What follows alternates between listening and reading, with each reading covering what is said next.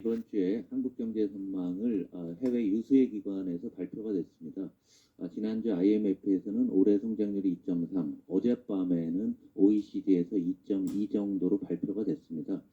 조금 오르고 내리고 하는 과정인데요. 중요한 점은 한국은행 총재도 얘기했다시피 2.2가 중요한 게 아니라 ICT 산업을 제외할 경우에는 실질적으로는 1.7이라고 한국은행 총재도 얘기를 했습니다. 그 얘기는 올해 살림살이도 별반 차이가 없을 거다라고 보고 있다라는 거죠. 그런데 정부는 지금 2.2, 2.3이지만 민간 부분에서는 2% 아래로 하는 전망들이 계속 나오고 있습니다. 왜 이러냐면 지금 오늘이 이제 2월 초반인데요. 1월달 수출을 보면 분명히 나옵니다. 1월달 수출이 18%나 늘었다고 정부가 자랑을 했는데요. 작년 1월달에 마이너스 16%였어요. 기저효과가 제일 크고요. 두 번째로 가장 중요한 것은 반도체입니다. 반도체는 일자리에 큰 영향을 주지는 않아요. 회사나 뭐 우리나라 세수에는 도움이 되겠지만 반도체가 56%나 수출이 늘었는데 이게 물량이 늘은 게 아니라 감산해서 단가 올라가서 늘은 겁니다. 여러분 뭐 언론에 너무 많이 나왔기 때문에 잘 아실 텐데요. 반도체 의존도가 너무 강하고요. 두 번째로 자동차도 강합니다.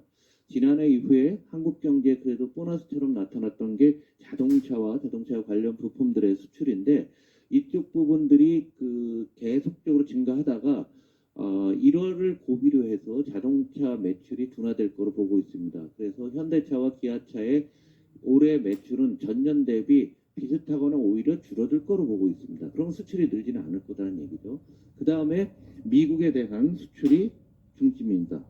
그러니까 다른 지역보다도 반도체, 자동차, 미국 딱 세 가지 키워드입니다. 그런데 미국 경제 여전히 좋습니다.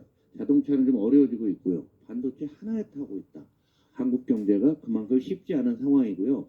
우하단에 우리가 앞으로 보아야 될 것 중에 하나가 지금 중동이 시끄러우면서 스웨즈 운하에 대해서 뭐 후티 반군이 미사일을 날렸네, 미국이 쐈네 하는데 물동량 감소한 걸 한번 놓고 보시면은 물가가 스웨즈 운하 통과하는 화물이 줄어들 수밖에 없지 않겠습니까? 이론적으로. 그러면 물가가 쉽게 떨어지지 않을 것이다. 이것은 어제 저녁 OECD도 동시에 이야기한 겁니다. 자, 총선을 앞두니까 정부에서 다양한 정책 폭탄을 쏟아붓고 있는데요. 일부 언론까지도 가세해서 마치 경기가 좋아지는 듯한 환상을 심어주고 있는 것 같습니다. 그러나 정책이라고 하는 것은 한 10년 정도를 놓고 보면서 세심하고 정교하게 설계도가 있어야 됩니다. 설계도 없이 되는 대로 막 떠들게 되면은 이것은 단기적인 환상일 뿐이겠죠. 좀 전에 정책위의장께서도 5가지 정책이 좀 논리에 맞지도 않고 왔다 갔다 하는 정책이다 했는데요.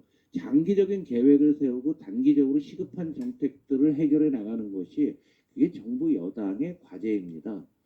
근데 지금 시급한 정책은 사실 소상공인과 중소기업인데요. 중소기업의 금리 부담이 시간이 지날수록 더 어려워지고 있어요. 아무도 안 쳐다보고 있습니다. 그러니까 불편한 정책은 안 내놓고 환상을 심어주는 정책만 계속적으로 정책 폭탄을 내놓고 있는데 이러한 환상은 제가 보기에는 올해 4월 11일 이후부터 하나하나씩 깨져나갈 것으로 보고 있습니다. 저희 민주당은 장기적 안목에서 이미 정부 여당이 발표하는 정책도 이미 다 발표해놓고 있고 차근차근 추진해가고 있습니다. 먼 그림으로 큰 그림으로 미래를 준비하는 민주당을 잘 살펴보시기 바랍니다. 경제는 민주당이었습니다.